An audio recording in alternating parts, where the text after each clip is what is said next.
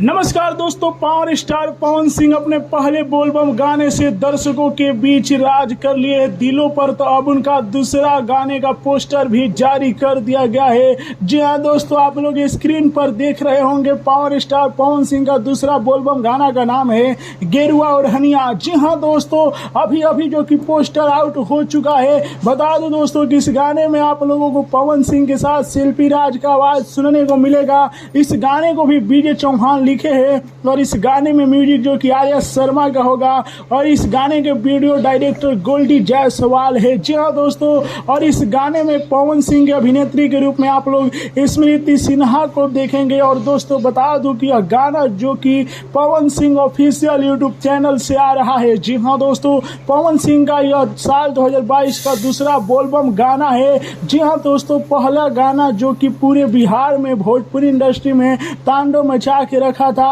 और पवन सिंह के दूसरे गाने का लोग इंतजार कर रहे थे। तो दूसरा गाना भी आप लोगों के सामने है, जैसा देख रहे हो आप लोग स्क्रीन पर पोस्टर गेरुआ और हनिया का। जी हाँ दोस्तों, तो आप लोगों को पोस्टर कैसा लगा? इस न्यूज को ज्यादा से ज्यादा लाइक कीजिए, शेयर कीजिए और फैला दीजिए। फिर से तांडव मचाने के लिए तैयार हो जाइए। जय हिंद दोस्तों।